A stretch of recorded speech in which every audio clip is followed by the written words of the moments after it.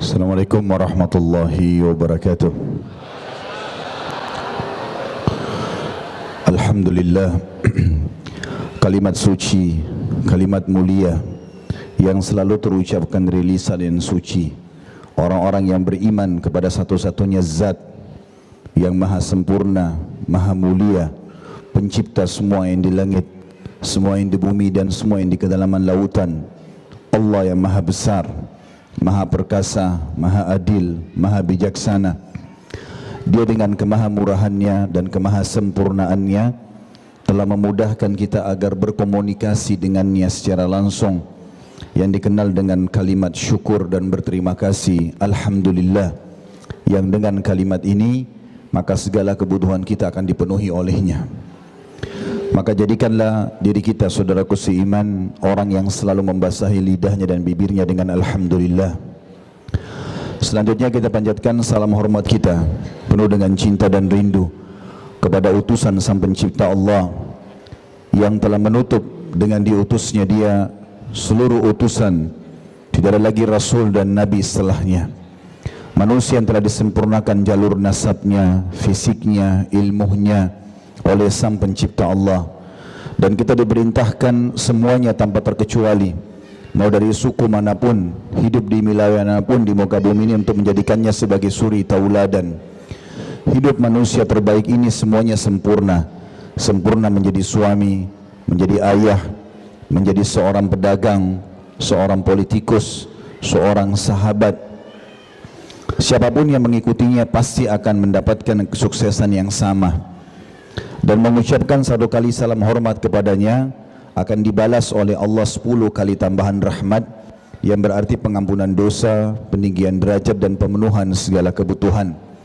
Maka jadilah saudaraku, selain orang yang selalu membasahi bibirnya dengan memuji Allah Alhamdulillah, juga membacakan salawat dan taslim kepada Nabi besar Muhammad sallallahu wa ala alihi wa sahbihi wasallam.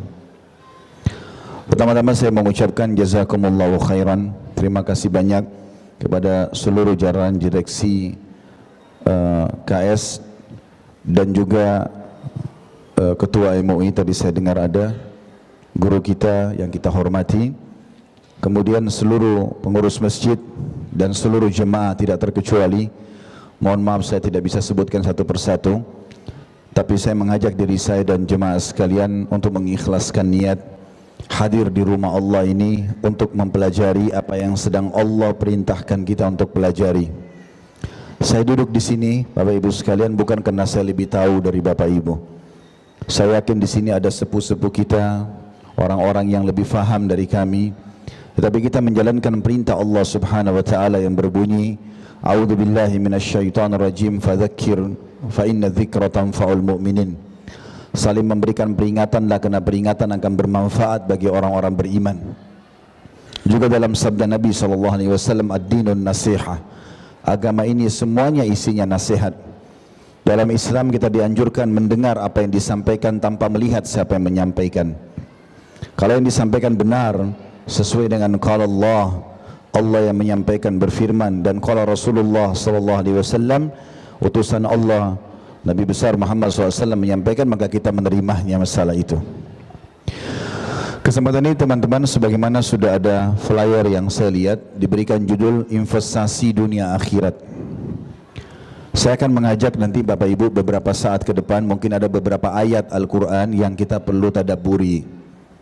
Namun bahasan ini saya akan buka dengan surah Al-Baqarah, surah nomor 2 ayat 197.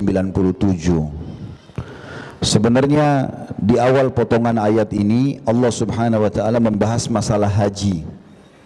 Tapi di tengah-tengah potongan ayat Allah berfirman begini, A'udzubillahi minasyaitonirrajim, Bismillahirrahmanirrahim, wa tazawwadu fa inna khairaz zadit taqwa wattaquni ya ulil albab. Terjemahannya, dan berberkarlah kalian, berinvestasilah kalian, jadikan sebagai pegangan hidup kalian, modal dasar dalam hidup kalian, dan berbekallah kalian untuk kesuksesan dunia dan akhirat kalian, dan ketahuilah sebaik-baik bekal adalah ketakwaan. dan bertakwalah kepadaku saja, kata Allah, wahai orang-orang yang berakal. Teman-teman sekalian, Allah Subhanahu wa ta'ala dalam ayat ini tidak menyuruh kita mempersiapkan bekal makanan, bekal minuman, bekal harta, atau kenalan atau relasi yang banyak. Tapi Allah Subhanahu wa ta'ala memberikan kita sebuah modal investasi yang sangat mahal, yaitu ketakwaan. Takwa ini teman-teman dirincikan oleh para ulama dengan banyak sekali pendapat masalah definisinya. Tapi pada kesempatan ini insya Allah kita akan bahas definisi yang disampaikan oleh sahabat yang mulia Ali bin Abi Thalib radhiyallahu anhu, supaya kita tahu apa yang dimaksud dengan bekal yang Allah suruh tadi. Sering kita dengar dari para ustadz-ustadz kita, dari kiai kita, dari para ulama-ulama kita di mimbar-mimbar di hari Jumat atau di majelis-majelis ilmu tentang masalah takwa. Tapi mungkin masih jarang yang menyampaikan tentang definisi secara rinci. Saya menemukan definisi ini penting sekali. Dan apa yang disampaikan Ali bin Abi Thalib dari definisi takwa ini dan akhirnya dikembangkan oleh murid-muridnya, diantaranya Hasan Basri rahimahullah, adalah hal yang penting untuk diketahui. Beliau berkata, at-taqwa al-khawfu minal jalil wal-amalu bit-tanzil wal-ridha bil-qalil wasti'dadu liyawmir rahil. Karena pentingnya masalah takwa ini, sampai-sampai Ali bin Abi Thalib memberikan definisi khusus. Beliau mengatakan, takwa itu takut kepada Allah. Dan dia akan kita rincikan kenapa kita harus takut kepada Allah dan bagaimana takut kepada Allah sementara Allah tidak tampak dengan mata kita. Kemudian beribadah sesuai dengan panduan wahyu Al-Quran dan Sunnah. Kemudian beliau mengatakan selalu ridho terhadap apa yang Allah berikan walaupun sedikit di mata dia. Dan yang terakhir punya persiapan untuk menghadapi hari pulang. Sebelum panjang lebar saudaraku Siman kita bahas masalah definisi ini, saya ingin memberikan sebuah kaidah penting dalam syariat kita. Kalau Bapak Ibu ingin rajin beribadah, ibadah apa saja, ingin rajin sholat malam, sholat duha, sedekah, bakti sama orang tua, jenguk orang sakit, apa saja ibadah yang sudah kita tahu dalam agama kita diperintahkan, kalau Bapak Ibu ingin termotivasi mengerjakan, maka cari tahu al-wa'ad. Al-wa'ad artinya janji positif Allah di ibadah itu. Kalau ceramah, bahasa ceramah biasanya fadilahnya. Kalau kita buka buku-buku hadis seperti Riyadhus Shalihin yang banyak dijadikan rujukan oleh umat Islam, disebutkan banyak fadilah solat duha, fadilah solat malam, fadilah sedekah, fadilah bakti sama orang tua, fadilah juga orang sakit. Fadilah banyak sekali. Apa itu fadilah? Janji Allah di ibadah itu. Bapak Ibu saya sarankan, sebelum mengerjakan ibadah apapun, baca dulu 5-10 menit saja. Handphone kita ini sekarang sudah jadi perpustakaan berjalan. Ketik di Google keutamaan solat malam. Pada saat bangun malam mau ingin sholat tahajud supaya ibadahnya itu punya bobot, kita harus punya ilmunya. Baca dulu keutamaan sholat malam. Banyak sekali artikel di situ yang ditulis oleh saudara-saudara kita yang sudah punya dia kompeten di bidangnya. Baca 5-10 menit. Jadi kita tahu, oh ternyata sholat malam itu saya dapat ini ya. Boleh. Bahkan para ulama mengatakan termasuk puncak kesempurnaan ibadah seseorang kalau dia mengerjakan ibadah tersebut sambil mengejar apa yang Allah janjikan. Jadi kalau ada yang bertanya, boleh nggak saya sholat malam supaya doa saya diijabah? Bukan cuman boleh, memang begitu janji baginda Nabi SAW. Beliau mengatakan kalau tertinggal sepertiga malam Allah turun ke langit bumi, lalu menanyakan kepada para malaikat, adakah yang memohon ampun saya maafkan? Adakah yang punya hajat saya penuhi? Adakah yang minta tolong saya tolong? Berarti setiap malam Allah Azza wa Jalla memberikan kita kesempatan untuk itu. Berarti kalau kita sholat malam, kita bisa dapat peluang untuk itu. Bayangkan teman-teman, kalau di sini mungkin ada yang bekerja di perusahaan ini, dibuka kesempatan oleh direktur untuk bertemu jam sekian sampai jam sekian, dan apapun yang dia inginkan silakan diajukan dan bisa diterima. Saya yakin teman-teman sekalian, antrian di ruangannya Pak Dirut ramai sekali. Karena orang akan menyampaikan naik gajinya, masalah istrinya lagi sakit, mungkin istrinya mau melahirkan, anaknya mau sekolah, mau pindah unit yang lain dan segala macam hal. Ini Allah Subhanahu wa ta'ala, itu pun kita datang ke ruangan Dirut. Allah Subhanahu wa ta'ala yang mendatangi kita dan bertanya setiap malam. Ada yang punya hajat, sampaikan. Ada yang minta tolong, saya tolong. Ada yang mau minta maaf, saya bersihkan. Sampai pernah Abdurrahman bin Auf radhiyallahu anhu datang kepada baginda Nabi SAW mengatakan, ya Rasulullah, saya punya hajat, belum selesai ini. Ada sesuatu yang saya ingin belum selesai. Kata Nabi SAW, apa kau lupa wahai Abdurrahman yang saya selalu nasihati kamu? Dia bilang, apa ya Rasulullah? Sepertiga malam. Orang lagi tidur, bangun 3 jam, 4 jam sebelum subuh. Di situ Allah Azza wa Jal, pencipta langit dan bumi ini, datang dan menanyakan apakah ada hajat, ada dosa dan seterusnya. Ini akan dipenuhi. Teman-teman ingin rajin sedekah, sebelum sedekah baca sebentar saja. Bahkan durasi kita menunggu lampu merah 1 menit itu, saya pernah praktekin teman-teman buka Al-Quran, sudah cukup membaca setengah lembar Al-Quran. Kita baca pun bisa baca keutamaan sedekah sebentar, 1-2 buah hadis saja. Kita tersentuh karena wahyu itu akan bicara dengan hati manusia. Kata Nabi SAW, sedekah itu bisa meredam murkahnya Allah dan menjauhkan dari mati yang buruk. Su'ul khatimah tertepis dengan sedekah itu. Bahkan banyak orang yang sembuh penyakitnya dan segala macam masalahnya selesai karena sedekahnya. Tapi sedekah ini teman-teman harus memberikan kepada Allah sesuatu yang terbaik. Tapi kalau kita perhitungan dengan Allah, maka mungkin yang datang pun sesuai dengan kadar niat kita. Kalau celengan masjid lewat, selalu yang dikeluarkan 2.000 terus. Ya sudah, 2.000 seperti itulah sedekah kita. Lalu dia rewel minta sama Allah, minta kekayaan, minta masuk surga, minta selamat dari neraka dengan 2.000 rupiah. Kalau mau dapat ikan paus, pakai kapal tanker. Ini mau dapat ikan paus pakai kail kecil, nggak bisa. Ada keutamaannya. Begitu juga dengan sholat duha, begitu juga dengan bakti sama orang tua, segala macam hal. Jadi ada keutamaan. Apa yang kita bahas ini nanti ke depan teman-teman, masalah ketakwaan. Ini kata ulama, puncak daripada ibadah ketakwaan itu sendiri. Karena Allah suruh jadikan dia bekal. Jadi kalau kamu lagi sholat, ikuti dengan ketakwaan. Kamu lagi sedekah, ikuti dengan ketakwaan. Bakti sama orang tua, jadi ini bekal. Kamu lagi susah, berbekal dengan ketakwaan. Kamu lagi senang, berbekal dengan ketakwaan. Takwa yang dijadikan sebagai pegangan. Tadi Al-Baqarah 197. Pertanyaan sederhana sekarang, sebelum kita masuk ke definisi. Apa keutamaannya orang yang bertakwa? Dapat apa sih Ustadz kalau saya bertakwa? Saya sempat menyusun, saya ambil dari Mu'jam Al-Fadl Al-Quran. Ada kamus, mungkin teman-teman dai pasti sudah tidak asing dengan kamus ini, untuk mencari potongan-potongan ayat. Harganya juga tidak seberapa kalau dijual di toko-toko buku sebenarnya. Saya coba kumpulkan untuk sementara, saya temukan ada 228 potongan kalimat yang membahas masalah takwa.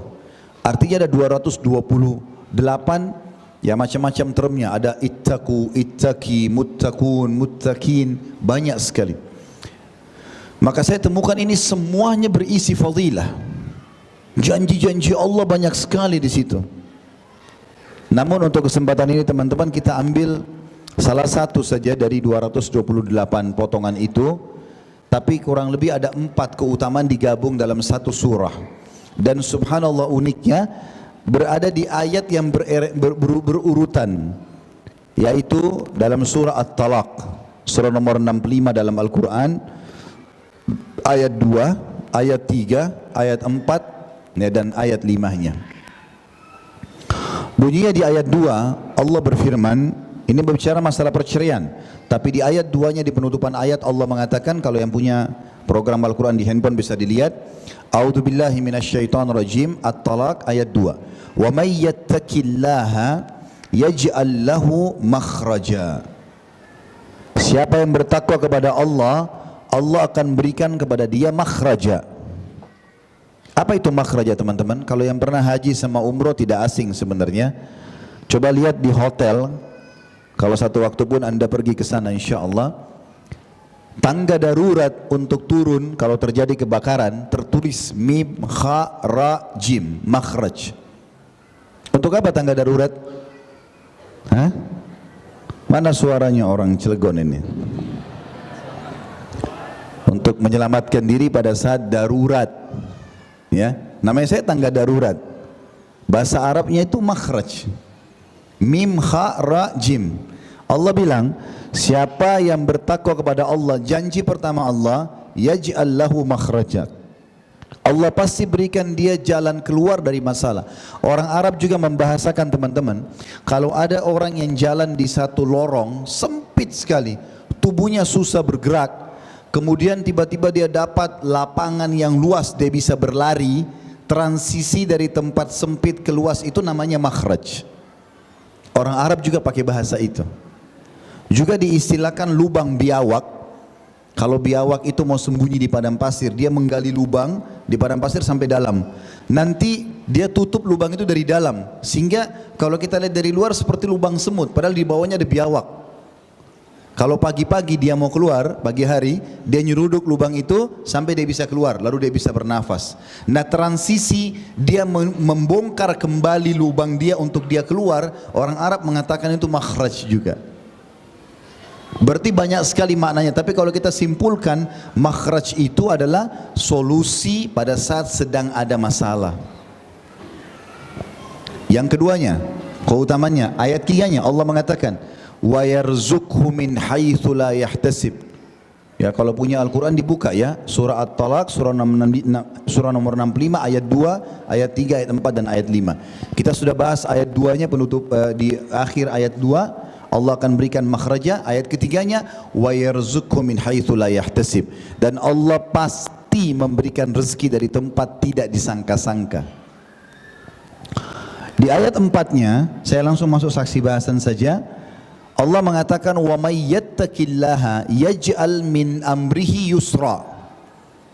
Di ayat 4-nya, di penutupan ayat, wa may yattaqillaha yaj'al min amrihi yusra. Artinya, siapa yang bertakwa kepada Allah, Allah akan mudahkan urusannya. Kata ulama tafsir, relevansi antara ayat 4 sama ayat 2 tadi, yang ada kalimat makhraja dan ada yusra. Di sini jalan keluar, di sini dimudahkan. Bagaimana relevansinya? Bagaimana menyatukan itu? Kata para ulama, di ayat 2, makhraj itu Allah berikan jalan keluar, tapi belum dirincikan mudah atau sulit. Misal, orang bisa sembuh tapi operasi dulu. Orang buka usaha tapi utang dulu. Itu makhraj, jalan keluar juga. Tapi ternyata di ayat 4 Allah tekankan, rupanya makhraj yang Allah berikan untuk orang yang bertakwa, yusra, mudah. Mungkin tanpa berobat dia bisa sembuh. Ada orang minum teh hangat sembuh. Ada orang tidak butuh utang sama orang, sudah bisa jalan usahanya. Di ayat 5-nya, dan ini keutamaan yang keempat, masih sama lanjutannya. Di penutupan ayat Allah mengatakan, wa may yattaqillaha yukaffir anhu sayyiatihi wa yu'zim lahu ajra. Siapa yang bertakwa kepada Allah, Allah akan maafkan semua kesalahannya dan Allah akan lipat gandakan balasan amalannya. Ini keutamaan di 4 ayat berurut-urut digabungin sama Allah, dikasih jalan keluar, lalu dimudahkan. Kemudian Allah juga akan berikan rezeki dari tempat tidak disangka-sangka, dan juga Allah subhanahu wa ta'ala akan mengampuni kesalahan dan lipat gandakan balasannya. Kita lihat keutamaan di surah yang lain, saya pilihkan 2 ya. Ini At-Talaq sama ada surah Al-Imran, surah nomor 3 ayat 133. Di sini kita langsung to the point untuk kehidupan akhirat. Saya yakin teman-teman sebagai seorang muslim sudah tahu, akhir kehidupan orang beriman kemana? Ke surga. Akhir kehidupan orang zalim dan kafir ke neraka. Baik surga semuanya keindahan. Orang kalau ditanya mau masuk surga walaupun belum lihat, mau. Fitrah.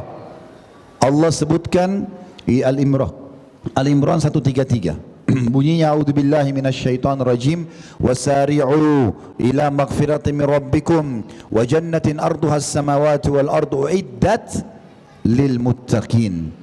Berlumba-lumbalah kalian, bersegeralah kalian pada pengampunan Tuhan kalian, dan kejar surga yang luasnya seluas langit dan bumi, hanya dijanjikan untuk siapa? Orang-orang yang bertakwa. Uiddat lil muttaqin. Maka dari At-Talaq tadi, dari Al-Baqarah 197 Allah suruh jadikan takwa sebagai bekal. Dari At-Talaq 4 ayat, dari ayat 2, 3, 4, 5 ini Allah janjikan banyak keutamaan, jalan keluar, rezeki segala macam. Di Al-Imran 133 Allah janjikan surga untuk orang yang bertakwa. Maka pertanyaannya, apa takwa ini? Kok sebegitu luar biasanya gitu? Allah Subhanahu wa taala berikan kepada kita gambarannya. Maka kesempatan ini insyaallah saya akan membahas definisi Ali bin Abi Thalib radhiyallahu anhu tentang masalah takwa itu. Beliau bagi takwa menjadi 4 potongan. Beliau mengatakan yang pertama adalah al-khawfu minal jalil. Takwa itu adalah takut kepada zat yang maha mulia, Allah. Teman-teman sekalian, berbicara masalah Allah sang pencipta ini, kita butuh sinkronkan antara dalil wahyu dengan akal fikiran kita sebagai manusia dan lingkungan yang sedang kita hidup. Saya mau untuk ini, mari kita sama-sama buka surah Ar-Rum, surah nomor 30 ayat 20, dimulai dari ayat 20 sampai ayat 27 nanti. Saya akan bacakan teman-teman sekalian. Di ayat 20-nya Allah berfirman, A'udzubillahi minasyaitonirrajim. Wa min ayatihi an khalaqakum min turabin thumma idza antum basharun tantashirun. Dan di antara tanda-tanda kekuasaan Allah, kalau dia betul Tuhan, adalah dia menciptakan kalian dari tanah, kemudian tiba-tiba kalian atau kamu menjadi manusia yang berkembang biak. Apa maksudnya teman-teman? Allah memulai memperkenalkan dirinya dengan menyuruh kita melihat diri kita sendiri. Teman-teman, ini dalam diri kita ini ada sebuah power yang sangat besar, ada tanda-tanda kebesaran Allah yang banyak tidak dilihat oleh orang manusia sendiri, dia tidak lihat dirinya. Dan Allah katakan dalam ayat yang lain, wa fi anfusikum afala tubsirun. Dalam diri kalian sendiri ada tanda-tanda kebesaranku, kata Allah, tidakkah kalian melihatnya? Teman-teman pernah berpikir enggak, siapa yang menata alis kita seperti ini? Dan sudah tahu belum teman-teman, dari sekian alis ini yang kita lihat, itu ditemukan oleh para ilmuwan, di satu helai alis ini ada 250 lembar bulu halus. Ada bulu lagi. Satu lembar alis itu terdiri dari 250 lembar bulu halus. Jadi seperti ini mungkin sudah ribuan, mungkin ya, jutaan bulu rambut. Siapa yang menata dan meletakkan jumlahnya seperti itu? Mata kita teman-teman. Kita kalau lihat subhanallah, saya pernah lihat cuplikan keajaiban penciptaan manusia, bagaimana sperma ketemu dengan sel telur. Sperma itu teman-teman, laki-laki tidak asing lagi. Kalau kita menumpahkan sperma di rahim istri kita, mungkin dia seperti gumpalan. Itu terdiri dari miliaran potongan sperma kecil. Sperma kecil yang jadi kita itu kecilnya lebih halus dari debu. Saya sampai pernah lihat cuplikan sperma itu dibesarkan sekian ratus kali baru bisa kelihatan satu sperma. Dan subhanallah, di satu sperma itu secara ilmiah, ini teman-teman bisa temukan di YouTube, banyak sekali cuplikan masalah itu. Ini satu sperma itu teman-teman, di dalamnya ada inti sperma di dalam, tersembunyi di dalam kepala sperma itu, dan di belakangnya ada ekor, seperti ekor yang mendorong sperma untuk jalan. Apa kata para ilmuwan? Ini ilmuwan ini lucunya, uniknya adalah orang-orang ateis, orang yang tidak yakin ada Tuhan. Subhanallah, makin orang tidak yakin sama Allah SWT, makin Allah tunjukkan kepada dia. Sampai para ulama muslim mengatakan, kenapa yang selalu meneliti ke langit, meneliti ke dalam lautan, meneliti hewan-hewan, itu kebanyakan orang ateis, orang yang tidak yakin ada Tuhan. Karena orang-orang muslim sudah yakin ada Tuhan. Allah buat mereka yang meneliti itu.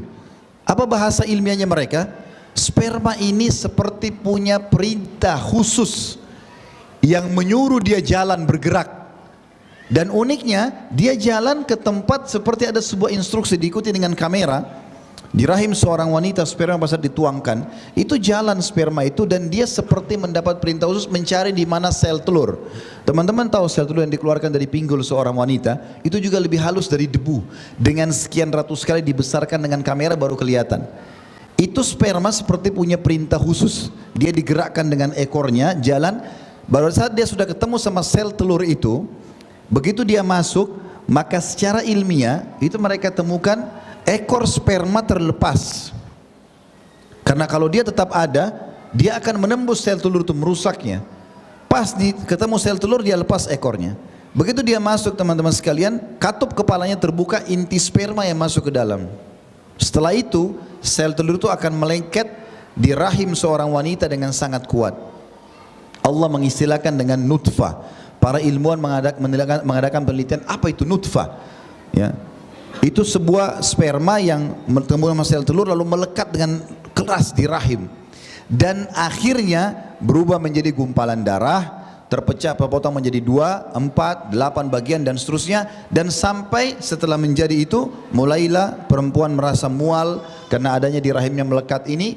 Setelah itu yang biasa dibahasakan dengan mengidam dan seterusnya. Setelah itu mulai terbentuk, uniknya terbentuk manusia apa teman-teman sekalian. Yang paling pertama tengkoraknya dan tulang-tulangnya. Secara ilmiah kita semua dari begitu, dari hal yang kecil itu terus tulang tengkoraknya selesai sampai tengkorak sudah selesai. Saya lihat sendiri cuplikan ilmiahnya didatangkan rasional seperti ini loh manusia itu. Ini semua ilmuwan sepakat nih, tengkoraknya sudah selesai, tengkorak semua sama sendi-sendinya. Kemudian sel-sel itu seperti tidak mati, hidup terus bergerak. Maka mulailah terbentuk otaknya. Otak yang merupakan cairan yang kita pakai untuk berpikir, terbentuk otak itu. Bagaimana, berapa banyak otak itu, urat sarafnya berapa banyak. Terus terbentuk bola mata, mulailah terbentuk otot-otot dengan urat-uratnya sampai kulit, sampai akhirnya setelah 4 bulan mulai ditiupkan ruh oleh Allah Subhanahu wa taala, baru dia bergerak jadi manusia. Semua kita dari situ. Makanya Allah Subhanahu wa taala menyebutkan tentang manusia, Allah sebutkan surah khusus namanya surah insan, manusia. Allah menyebutkan di ayat pertamanya, datang enggak satu saat di mana hai kau manusia menyadari kalau kau dari sesuatu yang tidak pernah ada sebelumnya. Di ayat lain Allah mengatakan fa idza huwa khasimun mubin. Anehnya manusia, dari dia bayi dari sperma tidak ada nilainya. Sperma itu kalau tidak dibuahi sel telur dibuang. Yang laki-laki tumpahan spermanya dia nggak suka baunya, dicuci, maaf dia cebok. Perempuan pun menerima sperma, kalau tidak selesai berhubungan biologis dia akan cuci, dibuang. Padahal itu inti manusia semua itu. Dari itu kata Allah, Allah mengatakan juga ma'in mahid, air yang terhina kalian itu. Allah sebutkan itu. Anehnya begitu mulai dia besar, sekolah, sudah mulai tahu sebagian ilmu pengetahuan, Allah mengatakan fa idza huwa khasimun mubin. Tiba-tiba menjadi pembangkang yang nyata, nggak ada Tuhan. Ini semua jadi begitu saja. Ini luar biasa. Kamu sendiri dari mana asalnya? Teman-teman sekalian, keajaiban penciptaan diri kita ini luar biasa.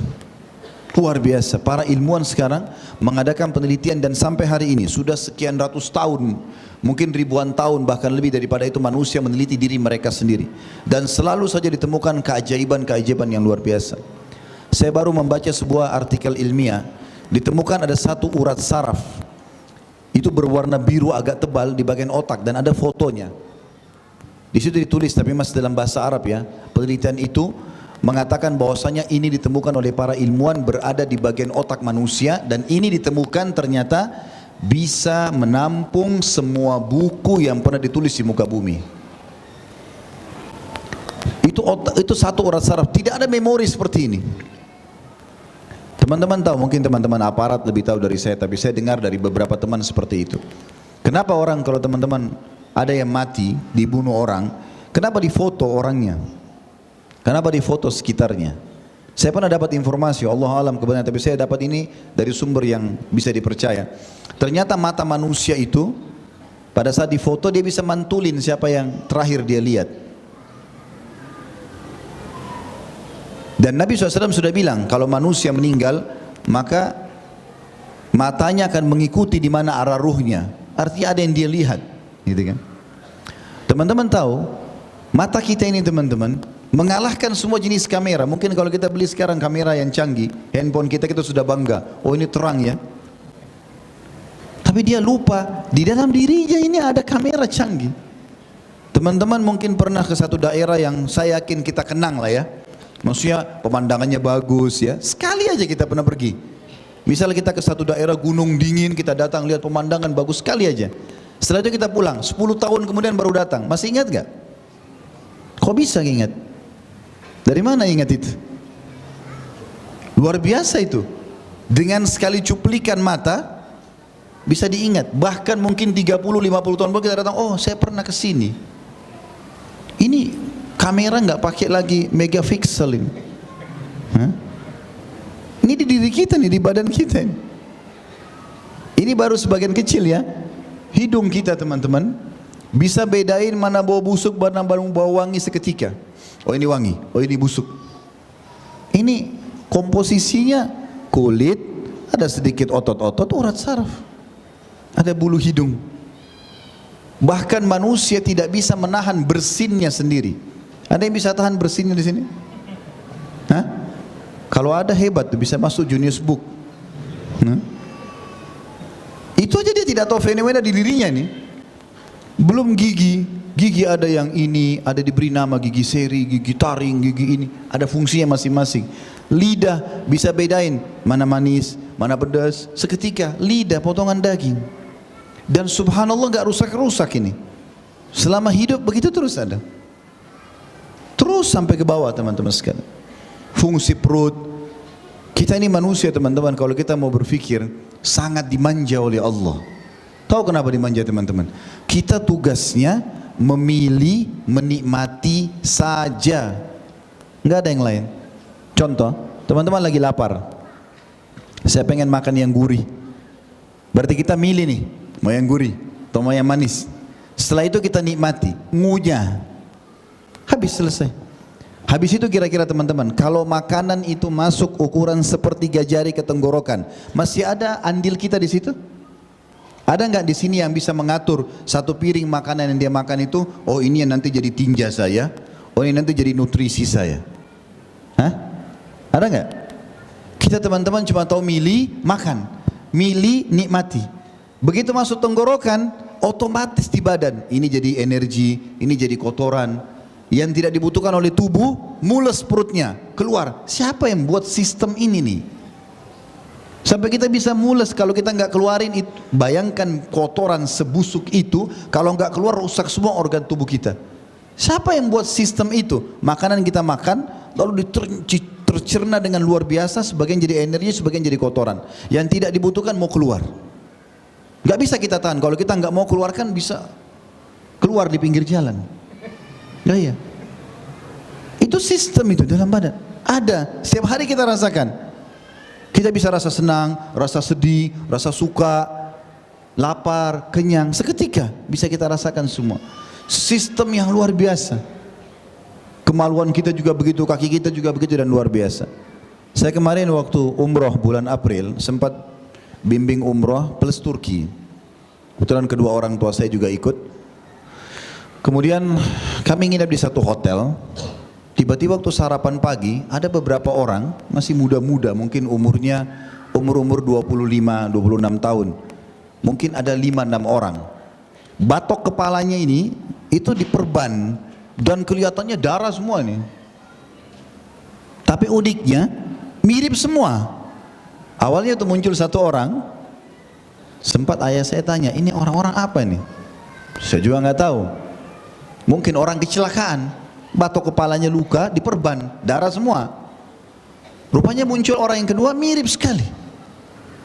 Muncul orang ketiga sampai 7 orang. Sampai saya sempat sama ayah saya berpikir mungkin ini aliran ini. Mungkin ada aliran baru berdarah-darahin kepalanya gitu. Akhirnya kena penasaran, nanya orang hotel. Itu orang-orang di bawah itu apa tadi yang kepalanya gitu? Oh itu mau nanam rambut.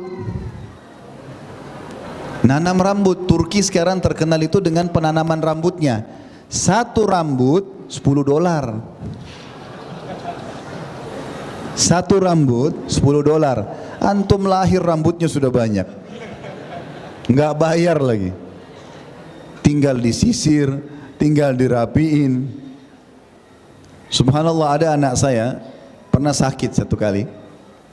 Istri saya kepikiran karena dia sakit anak ini. Kemudian dia bilang, banyak anak ini bilang, saya lagi bagi pengajian, dia bilang sama istri saya, mau keluar dari pintu rumah, umurnya masih 2 tahun, baru bisa ngomong. Dia bilang, Umi, aku mau pergi ya. Bahasanya begitu. Istri saya ini sudah pikirannya kemana-mana nih. Ya. Ini anak lagi sakit, bilang mau pergi, jangan sampai sudah mau mati nih. Rupanya dia kepikiran, dia jadi sedih. Saya pulang pengajian, dia bilang, tadi anak ini ngomong gini. Saya panggil duduk istri saya tanya, saya mau tanya, apa andil saya sama kamu di anak ini? Tidak usah kita bicara panjang lebar, alisnya saja.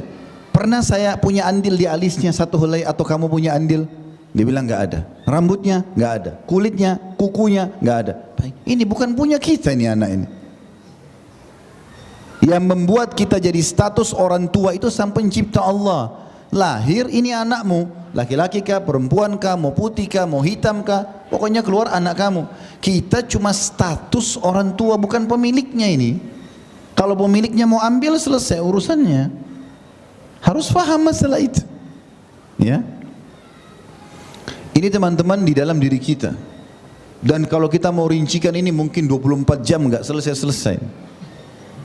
Belum kita bahas kuku, belum kita bahas urat-urat saraf, belum segala macam banyak hal. Telinga kita dengan gendang telingahnya, ya segala macam ini banyak sekali. Tapi itu contoh. Allah mengajak bicara kita dengan diri kita sendiri. Kita kembali ke surah Ar-Rum tadi. Ayat 20 sudah kita bahas. Sekarang kita teman-teman kita masuk ke ayat 21-nya. Allah melanjutkan berfirman, "Wa min ayatihi", dan dari tanda-tanda kebesarannya juga, an khalaqa lakum min anfusikum azwajan litaskunu ilaiha wa ja'ala bainakum mawaddatan wa rahmah inna fi dzalika laayatin liqaumin yatafakkarun. Dan di antara tanda-tanda kekuasaannya dia menciptakan untukmu istri dari jenismu sendiri. Laki-laki cenderung sama perempuan, perempuan cenderung sama laki-laki. Karena dengan itulah terjadi perkembangbiakan. Lalu Allah buatkan sistem pernikahan. Caranya ada, ketemui walinya wanita, ucapkan kalimat akad, siapkan mahar, ada 2 saksi, silakan setelah itu. Lanjutkan hubungan biologisnya, punya keturunan, jalan sama-sama, nggak ada masalah. Allah mengatakan itu tanda-tanda kebesarannya.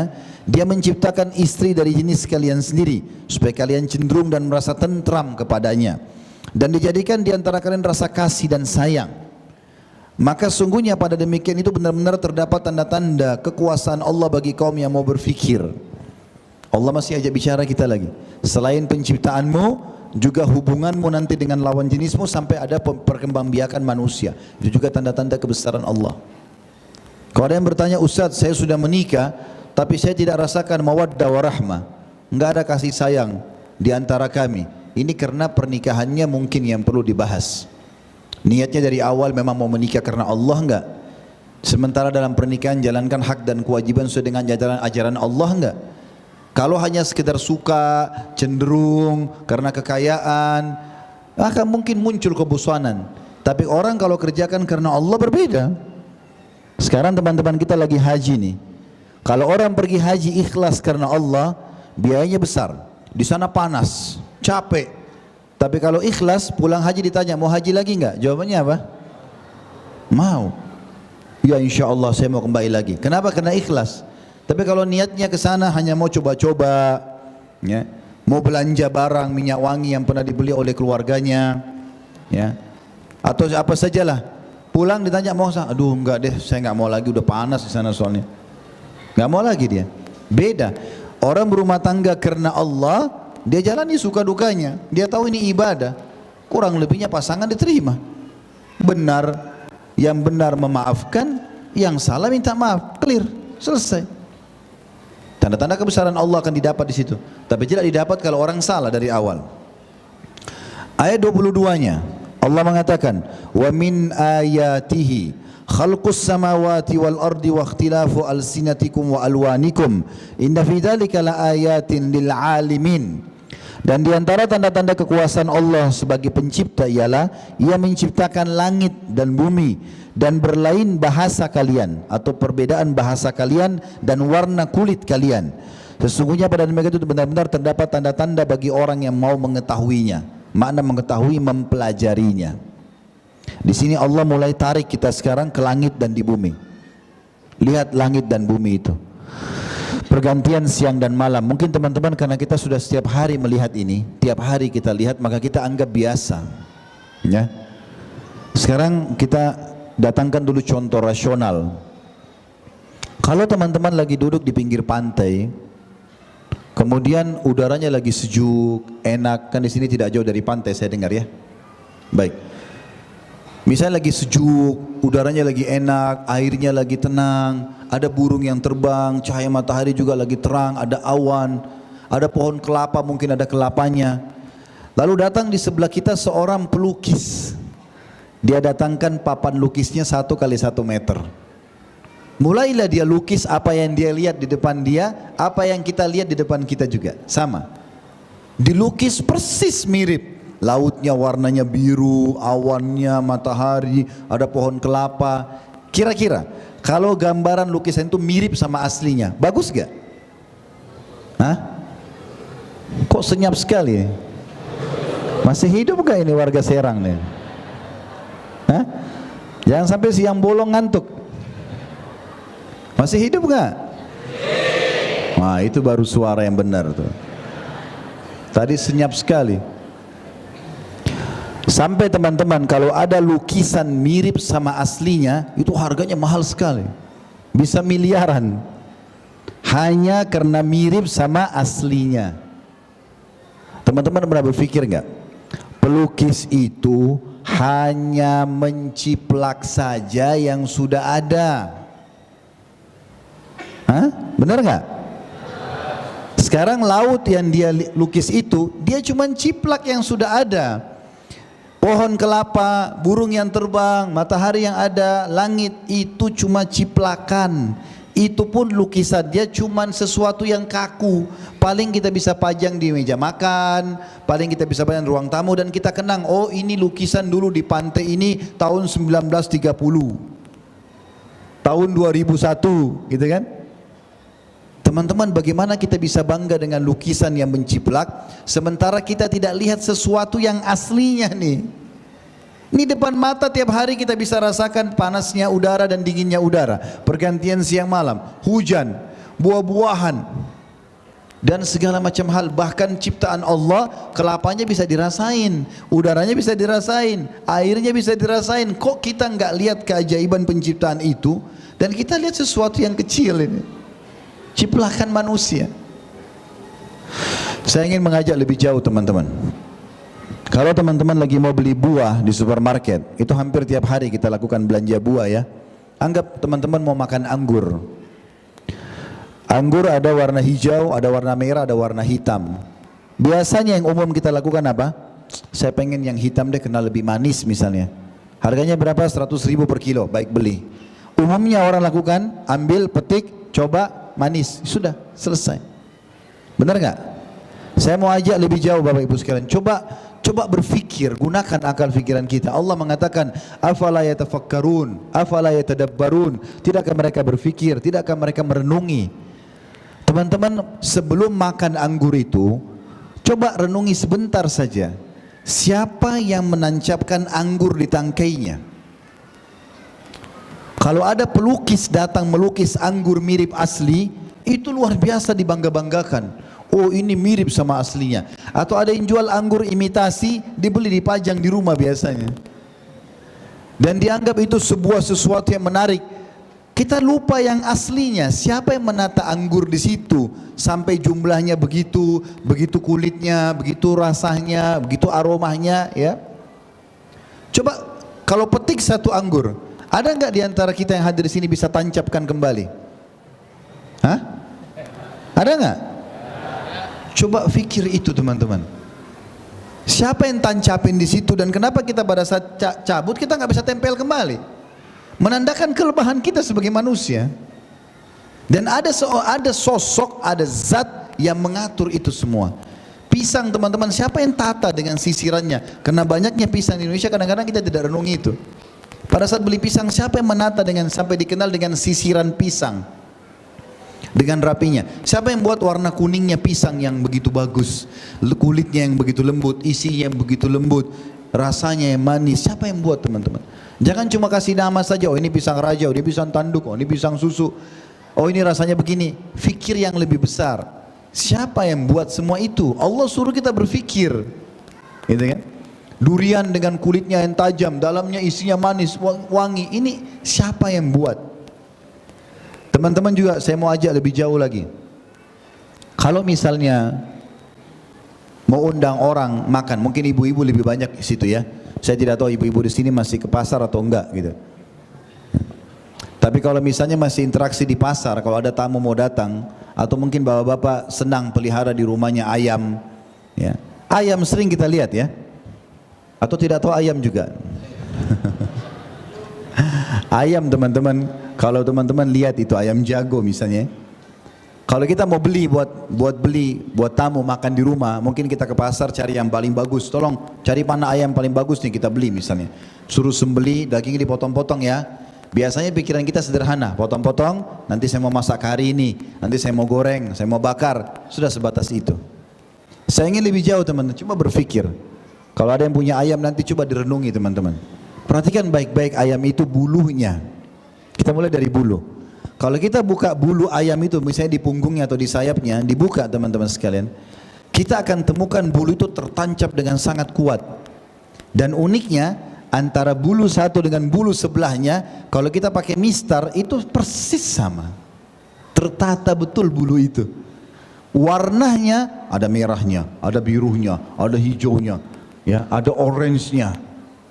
Benar nggak? Sekarang teman-teman, jangan cuma pikir oh daging ayam enak kalau digoreng dan bakar. Itu kecil sekali. Ada hal yang lebih besar. Siapa yang menata bulu-bulunya ayam itu? Lalu siapa ya yang memberikan penglihatan ayam itu? Siapa yang mengeluarkan suaranya? Dan kenapa, pertanyaan yang unik adalah kenapa ayam tidak pernah habis? Karena ada yang ternak, Ustaz. Berapa orang yang ternak, teman-teman? Tahu nggak? Dia ada survei itu ya.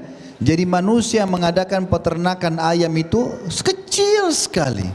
Kalau dibandingkan ayam yang diternak dengan ayam yang hidup bebas, itu bedanya sekian juta kali lipat, beda jauh.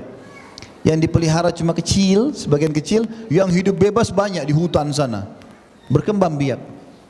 Kalau kita mau bicara lebih jauh tentang hewan, dari serangga kecil sampai gajah yang besar, nggak ada yang urus di hutan, hidup semuanya, populasinya jalan. Kenapa semua teman-teman tidak difikirkan masalah ini? Ada hal yang besar di sini, pesan dari Allah Subhanahu wa taala. Kalau memang tidak ada Tuhan, tidak ada pencipta selain Allah. Orang-orang ateis mengatakan apa? Bukan makhluk, mereka tidak bilang makhluk. Mereka mengatakan penduduk bumi yang paling canggih manusia. Kita ini dianggap paling canggih manusia. Kenapa? Manusia bisa buat pesawat sekarang, bisa kereta api, ada handphone, entah 20-30 tahun ke depan ada apa, Allahu a'lam. Tapi manusia dianggap paling canggih. Baik, kita sekarang ini manusia semuanya. Baik teman-teman sekalian, saya mau tanya, kita sekarang dianggap paling canggih oleh orang-orang ateis. Kita anggap berjalan dengan pikiran mereka. Apa andil kita sebagai manusia dengan setetes air nih, teman-teman? Ini setetes air ini, apa andil kita di sini? Kita cuma tahu haus minum. Kita cuma tahu gerah mandi.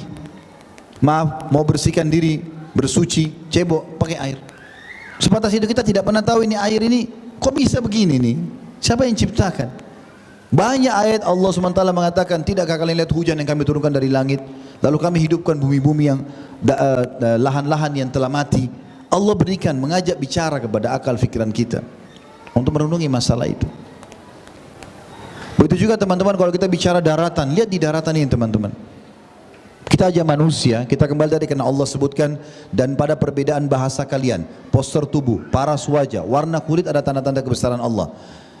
Di muka bumi ini teman-teman, ada orang berkulit hitam, ada orang seperti orang-orang di Afrika, ada orang bule seperti di Amerika dan di Eropa, ada orang seperti turunan Arab, wajahnya ada di Timur Tengah, ada orang Melayu, wajahnya begini, ada orang Cina dan seterusnya, beda-beda.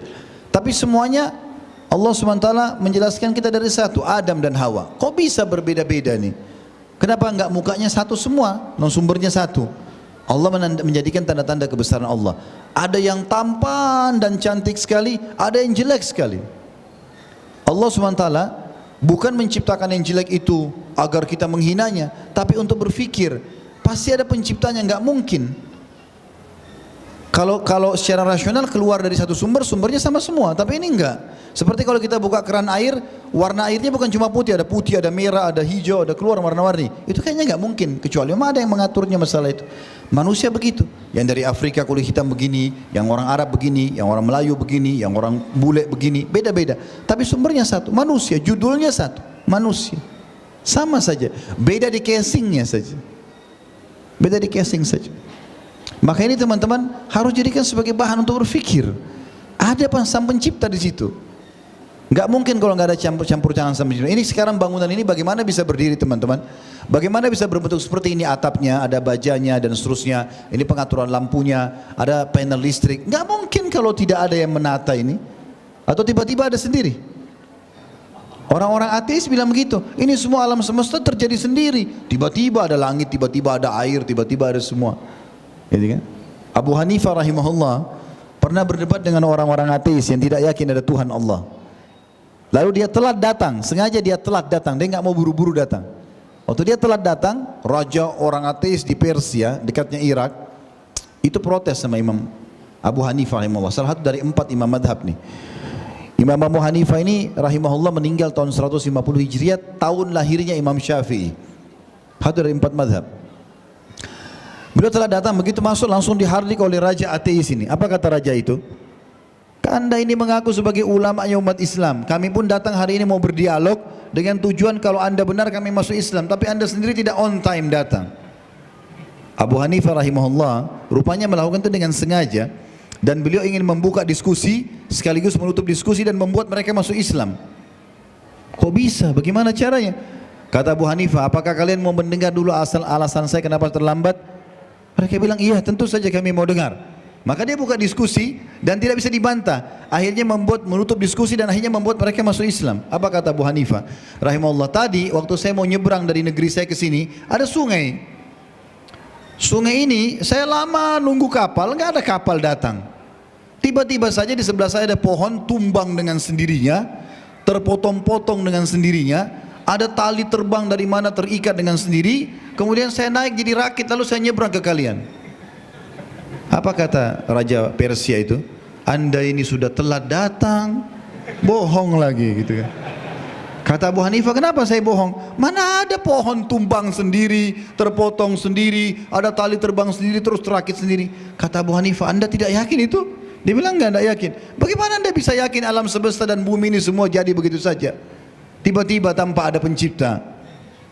Terdiam mereka. Akhirnya banyak masalah Islam masuk Islam gara-gara itu. Ada fakta depan mata, Allah sebutkan masalah itu teman-teman. Saya pernah masuk ke Irian waktu itu.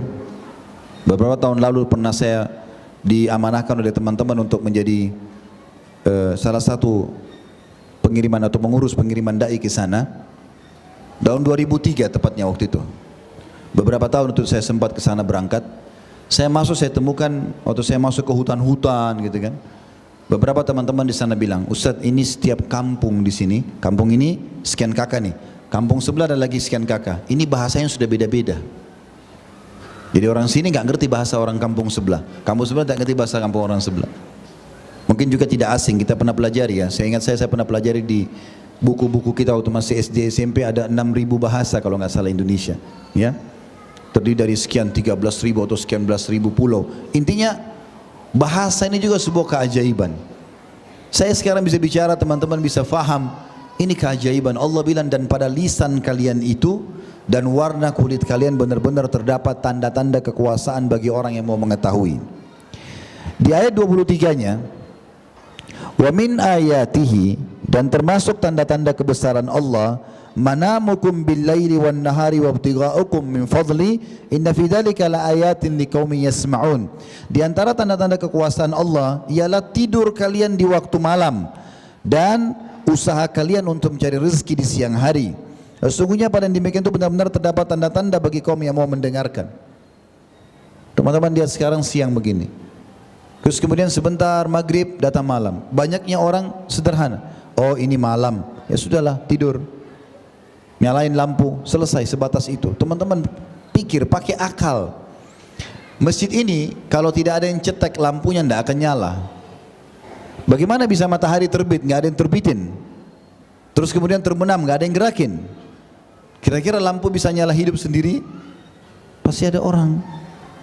Ada pencipta. Allah bilang tidur kalian pun di malam hari pada saat tidur itu adalah sebuah hal yang luar biasa. Tanda-tanda kebesaran Allah. Saya pernah bicara dengan seorang dokter senior, rahimahullah, sudah meninggal beliau.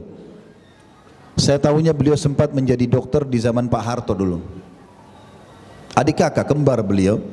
Kemudian adiknya atau kakaknya sudah meninggal, yang satunya pernah ketemu saya di pengajian. Sudah sangat berumur beliau, meninggal juga baru waktu lalu sekitar 80 tahun sekian. Sempat saya bicara tentang tanda-tanda kebesaran Allah. Dia cerita keajaiban yang dia temukan dalam kehidupannya di alam dokter nih. Di antaranya dia cerita, dia bilang malam hari itu Ustaz, malam hari itu diadakan penelitian oleh beberapa ahli, pakar ilmu kedokteran dan ilmu alam bersatu di Amerika. Mereka mempelajari malam. Ada apa dengan malam ini? Kenapa gelap? Kenapa alam semesta ini gelap? Dan apa hubungannya dengan badan manusia? Ada hubungannya dengan kesehatan. Maka mereka teliti, ternyata betul. Di malam hari itu jiwa manusia jauh lebih tenang. Dan mereka memang dibuat ada perasaan mengantuk, capek, memang untuk istirahat. Dan ternyata tidur itu kalau dilakukan di malam hari, terutama di awal malam, seperti misalnya habis isya tidur, ya, sampai sepertiga malam dia bilang. Dan dia hubungkan dengan hadis Nabi masalah bangun sepertiga malam, ya. Dia bilang itu waktu yang paling sehat. Dan ternyata tubuh kita ini seperti kalau kendaraan mobil itu udah banyak rusaknya. Jadi kita kalau tidur malam itu seperti lagi masuk bengkel, mor-mornya semua dikuatin lagi. Bayangin teman-teman, kita ini kalau mesin rusak nggak kira-kira? Satu hari kita makan yang panas, yang dingin, ya, yang pedas, yang asin, semuanya masuk ke badan kita. Ini kalau mesin rusak nggak kira-kira? Kok bisa kita nggak rusak ini? Ternyata banyak komposisi tubuh kita yang rusak dari itu, kita nggak sadar. Dan tidur itu memperbaiki itu, subhanallah. Tidur itu perbaikan alami. Makanya orang kalau istirahatnya cukup, orang kalau sakit pun disuruh banyak istirahat. Obat itu penyambung, istirahat itu yang membantu. Adanya orang istirahat itu luar biasa. Dan Nabi SAW melarang kita begadang, tidak boleh. Kalau tidak ada hal yang penting, gitu kan? Kalau ada yang penting, ada kerjaan, ada takziah, ada sesuatu yang mendesak, mungkin. Kalau tidak, tidak. Sampai Imam Abu Daud rahimahullah menghususkan bab khusus, bab nahi anis samar, larangan begadang. Kalau enggak perlu, Umar bin Khattab keliling Madinah habis isya, bawa tongkat, bawa kayu. Dia keliling, kalau dia lihat orang ngumpul-ngumpul, ditanya sama dia, ngapain kalian di sini? Kalau mereka ada takziah, ada ziarah keluarga, ada sesuatu yang penting, maka oleh Umar dibiarkan. Tapi kalau duduk hanya untuk omong kosong, sama Umar dicambukin, dipukulin sama Umar, digebukin. Kenapa kalian pergi begadang di sini, buang-buang waktu nggak ada gunanya, sampai sholat malam kalian dan subuh kalian hilang? Begitu. Saking luar biasanya. Memang malam itu disuruh waktu untuk istirahat. Istirahat, datangi malam. Secara medis bagus buat kesehatan, secara agama juga bagian daripada perintah agama, gitu. Jadi tidur pun teman-teman tanda-tanda kebesaran. Teman-teman mungkin sudah alami pada saat kita tidur. Kadang-kadang kita tidur kita mimpi. Kita mimpi bisa naik pesawat, atau kita nyetir pesawat, atau kita lagi berantem, kita lagi lari. Padahal sebenarnya enggak, lagi diranjang. Itu tanda-tanda kebesaran. Sampai kata Nabi SAW, An-naumu akhul maut. Tidur itu saudaranya kematian. Seperti orang mati. Itu tanda-tanda kebesaran. Dalam hadis yang lain kata Nabi SAW, kalau orang tidur maka ruhnya keluar, tapi bukan keluar seperti pada saat dia meninggal, gitu kan? Kalau Allah ingin kembalikan maka hiduplah dia, bangun dia kembali. Kalau Allah sudah tahan, meninggallah dia. Ruh begitu. Maka tidur itu teman-teman tanda-tanda kebesaran Allah yang harus kita lihat. Ayat 24-nya, wa min ayatihi yurikumul barqa khawfan wa tama'an wa yunazzilu minas sama'i ma'an fayuhyi bihil arda ba'da mautiha. Inna fi dzalika laayatin liqaumin yaqilun. Dan di antara tanda-tanda kekuasaan Allah, dia memperlihatkan kepada kalian kilat yang menimbulkan ketakutan dan harapan, dan dia menurunkan hujan dari langit lalu menghidupkan bumi dengan air itu sudah mati. Sesungguhnya pada demikian itu benar-benar terdapat tanda-tanda bagi kaum yang mempergunakan akalnya. Enggak ada yang tidak bisa lihat tanda-tanda Allah, banyak. Enggak ada yang bisa, enggak ada yang enggak lihat kilat kecuali orang yang buta matanya mungkin. guntur, kilat. Kita sering dengar kalau hujan. Guntur itu dengan sangat kerasnya, kemudian kita jadi ketakutan. Tanda-tanda kebesaran Allah SWT. Kalau Allah sebutkan dalam surah Ar-Ra'd, Ar-Ra'd ini memang bicara masalah guntur dan petir ini ya, bahwasanya guntur dan petir itu sedang bertasbih kepada Tuhannya. Yusabbihur ra'du bihamdi wal malaikatu ya, min khifati. Sesungguhnya kilat dan guntur itu serta malaikat bertasbih kepada Allah karena ketakutan kepada Allah itu. Tanda-tanda kebesaran Allah. Tidak ada yang tidak bisa lihat itu. Itu kebesaran Allah SWT. Dan Allah turunkan hujan dari langit. Teman-teman, kalau turun hujan bukan cuma sekedar pegang airnya, oh ini air hujan, atau cuma tahu hujan lalu pakai payung. Fikir baik-baik, siapa yang jalankan air itu? Turunkan air dari langit siapa? Kita kalau masuk kamar mandi kita nggak nyalain kerannya, mana bisa showernya keluar air tiba-tiba? Benar nggak? Jadi shower di kamar mandi aja tanpa dipasang kerannya nggak bisa keluar air, gimana dari langit turun air nih? Kok nggak berpikir? Cuma sekedar lari berteduh, hujan, selesai. Bukan itu, fikir. Allah bilang, dan dia menurunkan air hujan dari langit, lalu kemudian menghidupkan bumi yang sudah mati. Mungkin teman-teman juga tidak asing, pernah kita lihat ada satu tanah gersang, lalu turun hujan, tiba-tiba tumbuh rumput, jadi hijau. Kemarin ini gersang, kok sekarang jadi begini? Ya. Tanda-tanda kebesaran Allah. Allah bilang di situ ada tanda-tanda kebesaran Allah bagi orang yang mempergunakan akalnya. Ayat 25, maaf saya percepat karena waktunya. Wa min ayatihi an taqumas sama'u wal ardu bi amrihi thumma idza da'akum da'watan minal ardi idza antum takhrujun. Dan di antara tanda-tanda kekuasaannya adalah dia berdirikan langit tanpa ada penopang dan dihamparkan bumi dengan iradatnya atau dengan izinnya. Kemudian apabila dia Allah memanggil kamu sekali panggilan dari bumi, seketika ia juga keluar, atau seketika itu kalian keluar dari kuburan. Ini juga teman-teman sekalian, andai saja tidak ada tembok masjid ini, atap saja tanpa ada penopang, bisa berdiri nggak atapnya? Baik, teman-teman lihat langit ini di atas kepala, apalagi kalau lagi terang gini, pagi-pagi lagi jalan, lagi olahraga, lihat ke langit teman-teman. Allah suruh, lihat ke langit, pikirkan. Dalam ayat lain katakan Allah, bighairi amadin tarawunaha, lihat ke langit bagaimana kami dirikan tanpa tiang. Dan uniknya teman-teman, langit ini begini terus. Kita mau di Amerika, kita mau di Saudi, kita mau di Indonesia, langitnya sama. Dan apa kata Nabi SAW?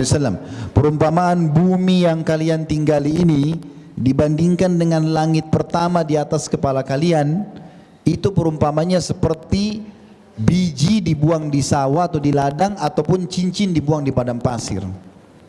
Maka teman-teman, kita muter-muter di bumi ini pun tetap langitnya sama. Bahkan teman-teman sudah tidak asing, saya yakin pernah belajar ilmu pengetahuan alam. Bumi ini kalau ditarik dengan jumlah bintang yang ada seperti pasir berserakan. Dan terus saja, saya pernah duduk dengan seorang dosen UI, ilmu pengetahuan alam. Waktu saya ceritain masalah ini, langsung dia bilang, Ustaz, itu dalam Al-Quran ada? Saya bilang iya ada. Dia bilang, Ustaz tahu nggak, sekian banyak ya.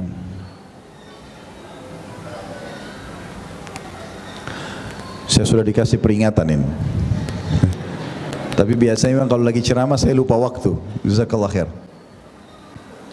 Ada dosen UI pernah saya tanya tentang masalah penciptaan alam semesta ini, lalu dia cerita sama saya. Dia bilang, Ustaz sudah tahu kalau bintang-bintang di langit ini jumlahnya miliaran? Saya bilang ya, saya pernah baca.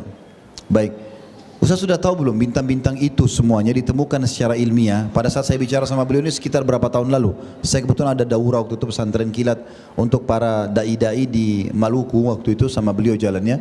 Terus dia bilang, dan sekarang ditemukan juga waktu itu ya, sekian tahun yang lalu, dia bilang itu semuanya mengelilingi satu tempat ya.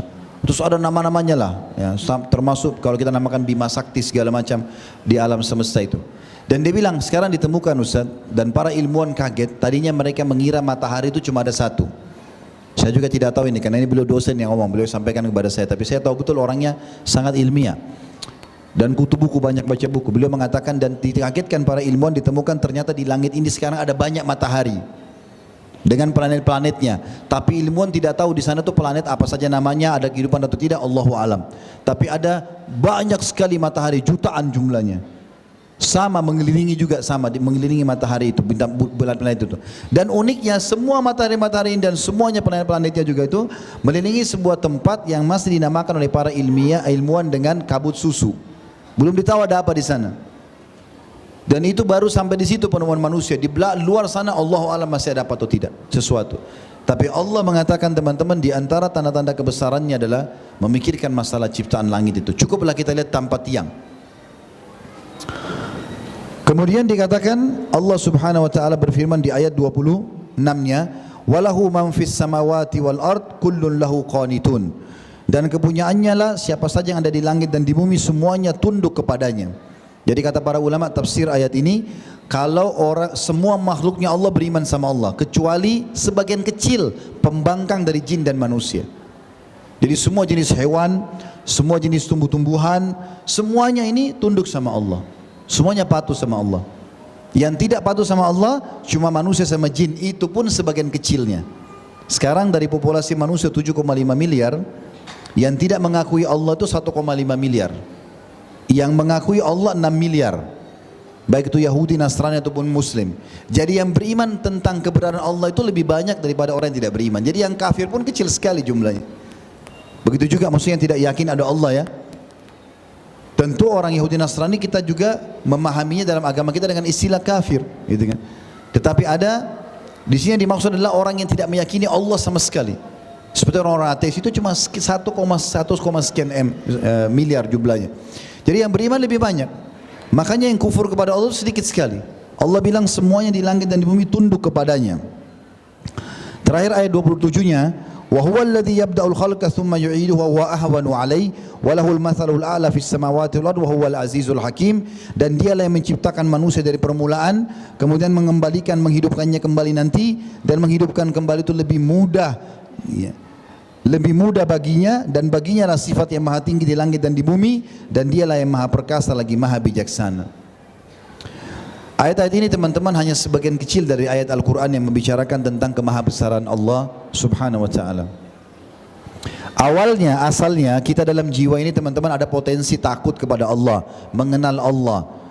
Tapi nanti dirusak oleh musuh Allah yang namanya syaitan.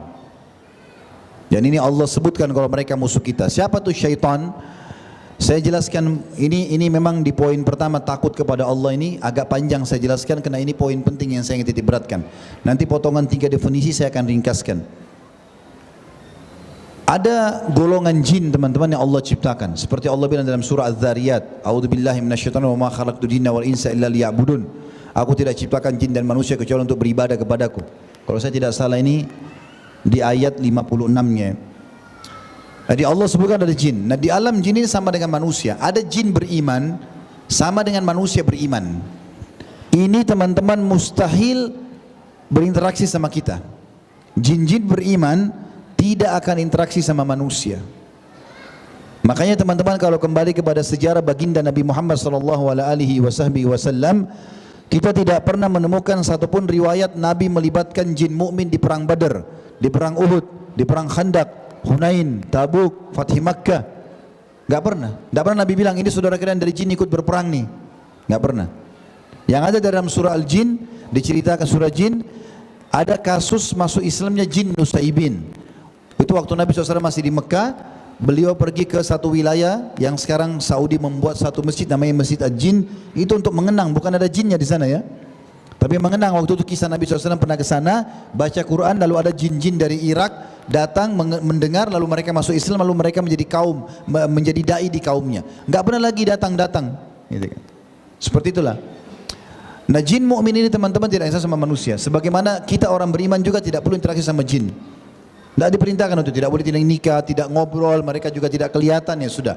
Kita urus alam kita. Ada jin, di alam jin sama manusia ada fasik namanya. Apa ini fasik? Jin muslim tapi masih banyak dosanya. Sama kalau manusia banyak dosanya, muslim fasik, masih zina, masih bohong, namanya fasik. Ada di alam manusia ada namanya kafir, di alam jin juga ada kafir. Tapi di alam jin ini kalau disatukan antara fasik sama jin fasik sama jin kafir, yang kafir sama yang banyak maksiat, itu di alam jin namanya syaitan. dipimpin oleh iblis. Jadi tidak semua jin itu syaitan, tapi semua syaitan itu jin. Paham gak ini? Allahu a'lam. Paham ya? Baik. Jadi syaitan itu bagian dari jin. Makanya Allah bilang tentang iblis, kana minal jinni fafasaqa an amri rabbi. Dia dari golongan jin dan dia berfasik terhadap perintah Tuhannya. Jadi dia orang yang fasik. Yang itu. Nah, syaitan ini teman-teman dan iblis, Allah suruh kita menjadikan mereka sebagai musuh. Enggak boleh berinteraksi sama mereka. Jangan negosiasi. Sampai apa kata Nabi SAW, kalau kalian sedang makan makanan jatuh, selama bukan cairan, kerupuk, daging masih bisa dibersihkan, ambillah dan makanlah. Jangan biarkan sedikit pun buat syaitan. Sampai Nabi begitu. Nabi SAW bilang, siapa yang masuk ke rumahnya, baca salam, Assalamualaikum warahmatullahi wabarakatuh, walaupun tidak ada orang di rumahnya, dia sendiri, maka syaitan di sekitar rumahnya berkata pada teman-temannya, enggak ada tempat nginap buat kalian malam ini. Salam membentengi mereka, enggak bisa masuk. Itu juga dengan kalau orang makan, kata Nabi SAW, jangan makan dan minum dengan tangan kiri, karena syaitan makan dan minum dengan tangan kiri. Nabi larang, tidak boleh sama sekali. Allah juga bilang, ya, aduun lakum fattakhidhu aduwa, iblis dan keturunannya musuh kalian, jangan kalian jadikan sebagai teman.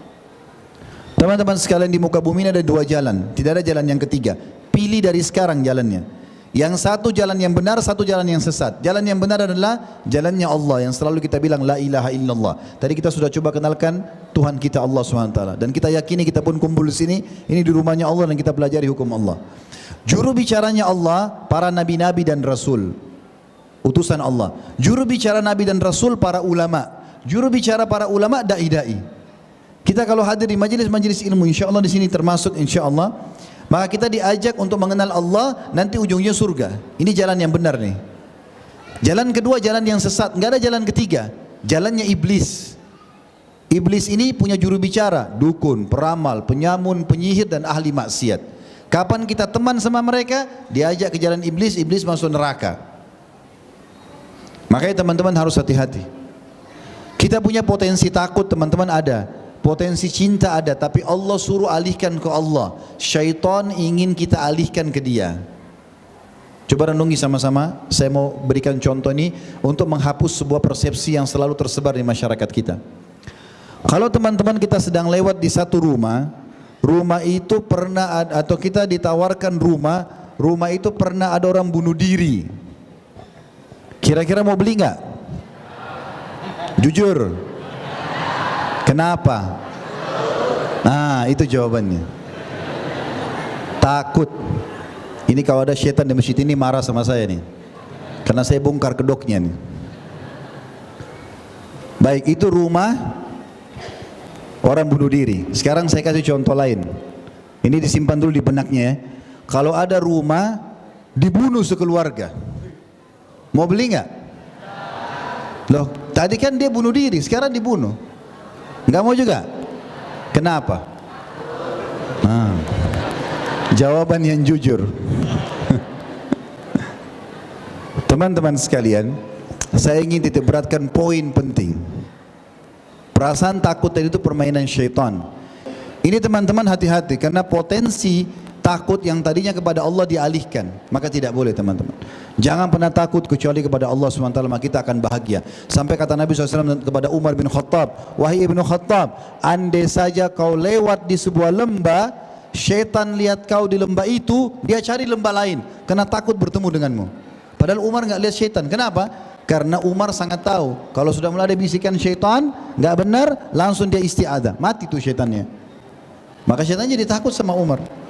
Syaitan masih berani kepada bapak ibu karena belum tahu masalah itu. Ya, baik. Ini potongan pertama teman-teman. Mohon maaf saya ringkaskan karena waktunya ya. Insya Allah sekitar 10 menit saya selesaikan. Jadi potongan pertama takut kepada Allah ini dengan cara merenungi ciptaan Allah Subhanahu Wa Taala. Kalau memang Dia pencipta satu-satunya, Dan juga kita tahu ada syaitan yang menggoda manusia dan kita tidak boleh takut sama mereka. Jangan turuti syaitan. Kita punya pendamping namanya diistilahkan dengan korin, pendamping. Itu suka bisikin yang tidak benar. Pokoknya bisikan menyimpang ke jalan Allah, syaitan. Bisikan yang baik dari malaikat. Kata Nabi SAW, Allah mengaruniai kita korin, ya, dari syaitan. Ada juga malaikat hafadhah, penjaga. Kalau kita dengar azan, ada bisikan dalam benak kita, solat, itu dari malaikat. Ada orang miskin, bantu, itu malaikat. Kalau ada yang mengatakan, udahlah tidur, masih masih panjang malamnya, ya. Oh enggak usah bantu, itu orang masih mampu, syaitan. A'udzubillahi minasyaitonirrajim. Jelas ini? Baik. Jadi poin pertama untuk takwa teman-teman, harus takut kepada Allah, dan cara takut harus seperti tadi, ya. Meyakini Allah SWT pencipta, maka nikmati yang dihalalkan, kerjakan diperintah dan tinggalkan yang dilarang. Potongan kedua, al-amalu bit-tanzil. Untuk bertakwa, kita beribadah sesuai dengan Al-Quran dan Sunnah. Jadi kalau ibadah teman-teman selalu bertanya, ya, mana ayatnya, mana hadisnya, mana panduannya, sehingga kita punya panduan yang benar. Kita jadi tahu ibadah semuanya sudah diajarkan oleh Nabi SAW, maka harus sesuai dengan panduannya. Kata Nabi SAW, taraktu fikum amran ma in tamassaktum bihima lan tadillu abada, kitabullahi wa sunnati. Aku tinggalkan untuk kalian dua perkara, kalau kalian berpegang teguh padanya kalian tidak akan salah selamanya, kitabullah, Al-Quran dan sunnahku. Yang ketiga teman-teman, ini sedikit saya minta waktu untuk ini, mungkin 2-3 menit. Ar-ridha bil qalil. Ridha terhadap apa yang Allah berikan walaupun sedikit di mata kita. Saya ingin mulai di sini teman-teman berbicara masalah konsep syukur dan bagaimana kita melalui kehidupan dunia ini. Teman-teman, yang paling pertama, semua yang hadir di sini, di benaknya mulai detik ini dihapus semua kalimat pesimis, putus asa, dendam, ya, tidak mampu, tidak ada jalan keluar, ya, tidak mungkin saya sembuh. Ini semua hapus, enggak ada di benak kita.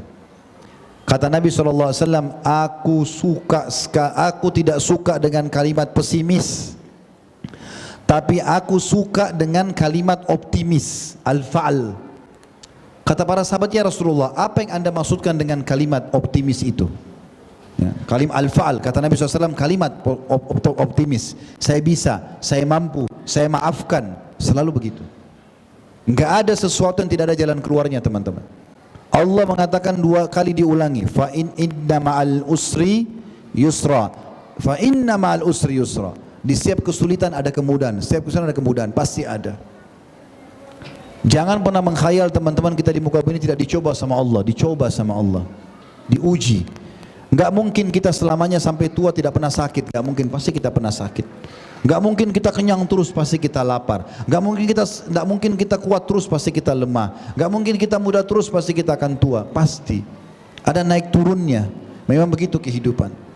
Tapi kita diberikan kaidah penting dalam Islam. Lagi ada nikmat, syukur. Lagi ada cobaan, sabar. Itu kaidahnya. Kata Nabi SAW, mengagumkan perkaranya orang beriman.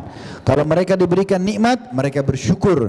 Kalau mereka diberikan cobaan, mereka bersabar. Dan tidak dirasakan kecuali orang-orang beriman. Dan sabar sini teman-teman perlu digarisbawahi. Sabar dalam cobaan yang sedang ada adalah kita ikhtiar. Terima itu keputusan Allah lalu kita ikhtiar. Begini contohnya. Kita bangun tidur, flu. Tadi malam kita mau tidur rasa panas. AC-nya kita kecilin nih. Derajatnya maksudnya jadi 16 ya misalnya, supaya dingin. Pagi-pagi bangun flu. Maka kalau sudah terjadi sesuatu dalam Islam, sabar. Apa itu sabar? Terima keputusan Allah, lalu ikhtiar cari jalan keluar. Seperti misalnya, oh Allah lagi uji saya flu. Ya udah, ikhtiar setelah itu minum obat, konsultasi dokter, itu namanya sabar. Jadi sabar itu bukan elus dada duduk manis ya. Kita kan biasa gitu, sabar ya, disuruh duduk. Enggak, keliru ini. Sabar itu ikhtiar. Nabi SAW sakit, tapi beliau berobat. Kata beliau apa? Ya, Allah tidak turunkan penyakit kecuali Allah turunkan obat bersamanya. Maka berobatlah wahai hamba-hamba Allah. Suruh ikhtiar. Kalimat optimis ini luar biasa. Kata Nabi SAW, kalau di tangan kalian ada bibit tanaman dan kalian pas mau tancap, tapi kalian tahu besok kiamat terjadi, tetap tancapin. Optimis luar biasa. Islam menjadikan kegagalan teman-teman sebagai batu loncatan untuk maju. Kita kalau tidak pernah gagal, kapan kita maju? Tidak pernah. Jangan mengkhayal buka usaha. Saya buka restoran 8 tahun sekarang, Masya Allah. Suka dukanya ada. Walaupun saya sudah panggil chefnya, ada teman saya orang asing datang, dia sudah pakai manajer restoran, ada naik turunnya. Dan ternyata dengan turunnya itu memberikan pelajaran buat kita untuk bisa, oh ternyata ini kekeliruan di sini, kita perbaikin, jadi bisa lebih baik, jadi bisa maju. Begitu. Dalam rumah tangga, nggak ada orang rumah tangga semuanya mulus dari awal, tidak pernah ada permasalahan. Rasulullah SAW ada permasalahan. Kita nikah sama manusia, dia punya pikiran, dia punya perasaan. Kalau nggak mau punya masalah, nikah sama boneka saja. Apalagi balon yang pakai angin tuh ya, gampang, nggak suka kempesin aja. Kalau manusia nggak bisa, ada saja dia jenuh, ada saja dia senang, ada saja dia marah, ada saja manusiawi. Nabi SAW punya masalah sama Aisyah. Pernah Nabi SAW ada masalah sama Aisyah, Abu Bakar masuk dalam rumah, lihat Nabi cemberut, Aisyah cemberut, gitu kan? Lalu Abu Bakar dia marah sama Aisyah, wahai Aisyah, kau apain nih? Buat masalah sama Rasulullah SAW. Nabi bela istrinya, Nabi bilang, sudahlah Abu Bakar, nggak masalah, saya sudah maafin. Maka Aisyah rupanya malu, maka Aisyah datang ke sebelah Nabi SAW, lalu senyum. Kata Abu Bakar, saya sekarang mau keluar rumah, saya mau ketuk lagi kedua kali, tapi saya mau kalian buka senyum begini ya. Itu Abu Bakar bilang gitu. Akhirnya Abu Bakar keluar dari Allah, ketuk pintu, Nabi sama Aisyah radhiyallahu anhum ajma'in dan Ali SAW, Nabi SAW buka pintu lagi senyum. Itu terjadi. Suka dukanya kehidupan ada. Memang begitu. Kalau flat terus, nggak ada. Film itu kalau nggak ada bajingannya, nggak ada cerita, nggak ada yang nonton. Mesti ada masalahnya. Kalau selalu begitu, nggak ada orang nonton. Itu pola kehidupan. Tapi Islam berikan kita kaidah, beri nikmat, bersyukur. Ada cobaan, sabar. Dan sabar ingat, bukan vakum, tapi cari jalan keluar. Terima dulu keputusan Allah, baru cari jalan keluar. Itu konsep. Kata Nabi SAW, kalau kalian diberikan nikmat, lihat orang yang di bawah kalian. Dikasih motor, jangan lihat orang yang punya mobil. Kita tidak syukur. Lihat orang yang masih pakai sepeda. Kita pakai sepeda, lihat orang yang jalan kaki. Kita masih jalan kaki, ada orang yang puntung kakinya. Kita puntung kaki, ada orang stroke. Kita stroke, ada orang yang meninggal. Ada orang lebih rendah daripada kita. Jangan lihat orang yang lebih kaya, karena lebih kaya tidak akan pernah selesai itu. Yang terakhir teman-teman, penutupan dalam definisi ini adalah setelah menerima apapun yang Allah berikan walaupun sedikit di mata dia, istidalul yaumir rahil, punya persiapan untuk hari pulang. Ada satu konsep teman-teman yang harus kita pahami. Kita ini semua orang beriman kepada Allah, dan rukun iman kita yang kelima, iman kepada hari kiamat. Rentetan iman kepada hari kiamat adalah beriman adanya kematian, adanya alam barzah, adanya hari kebangkitan dan hisab, adanya surga dan neraka. Ini satu paket. Jadi kita semua akan melalui namanya mati.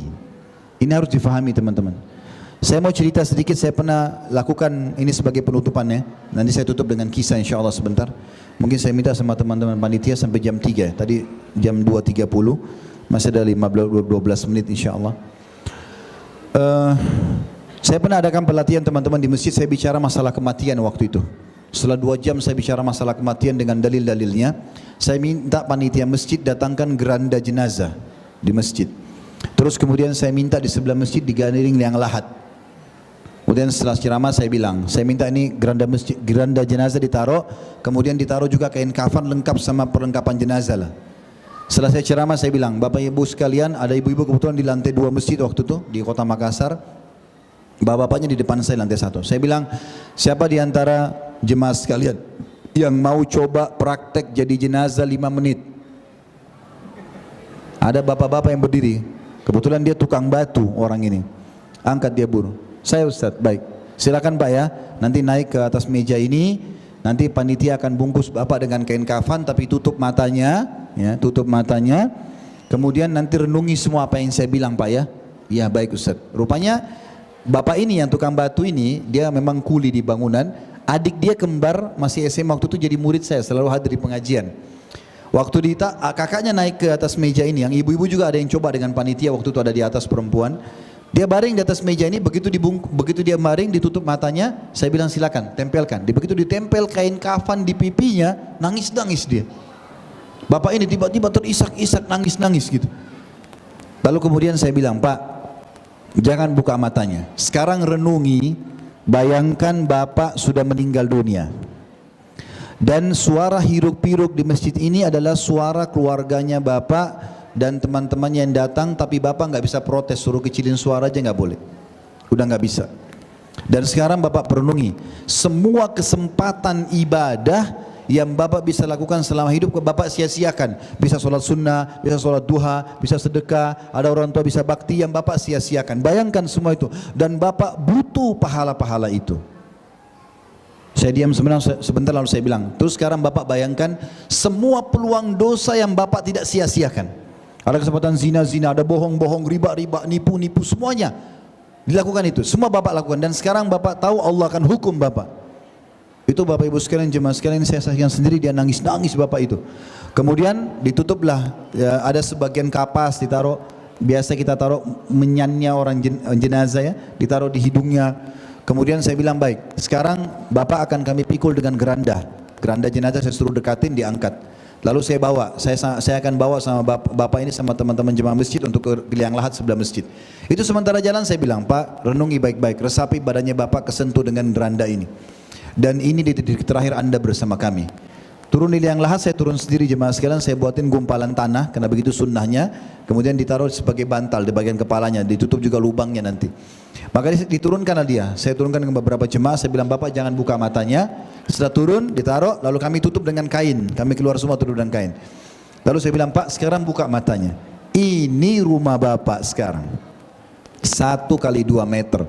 Semewah apapun rumah Bapak, semewah apapun mobilnya, kembali ke sini. Sebentar lagi malaikat akan datang menanyakan Bapak pertanyaan, maka siap-siap untuk itu. Setelah beberapa saat, ini kurang lebih teman-teman prakteknya kurang dari 3 menit, kurang dari 5 menit, 3 sampai 4 menit saja.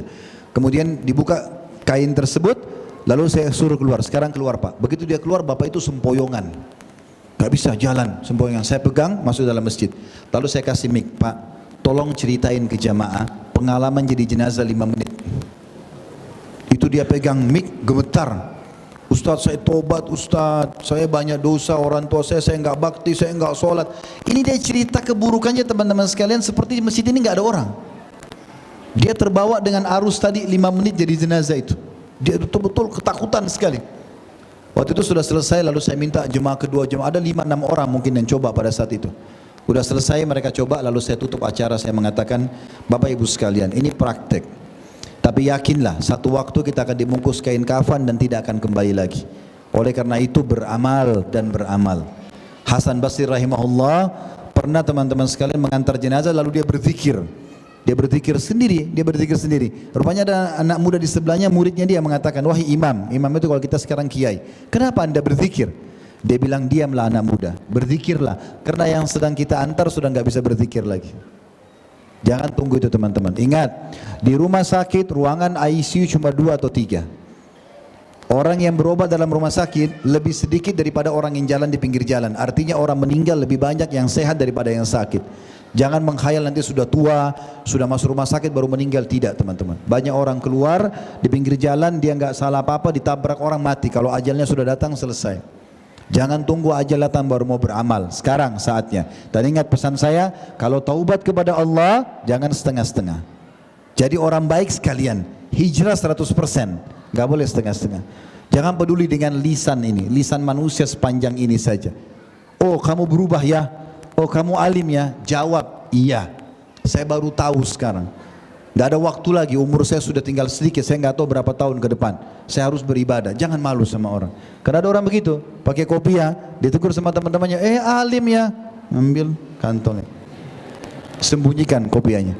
Pakai jilbab sekarang ya, tarik jilbabnya, buka lagi kembali. Kenapa? Imannya seperti kerupuk begini, diketuk sedikit pecah. Jangan, kita akan dibangkitkan dan dihisap sendirian Bapak Ibu sekalian. Hati-hati dengan ini. Baik, itu kurang lebih potongan definisi teman-teman, dan izinkan saya menutup dengan sebuah kisah. Tentu banyak kisah berhubungan dengan masalah ini. Kalau teman-teman sudah pernah dengar di YouTube kisah ini, maka mungkin ini dianggap review saja. Saya berikan nama dengan kisah ini, kisah sebuah terong ya.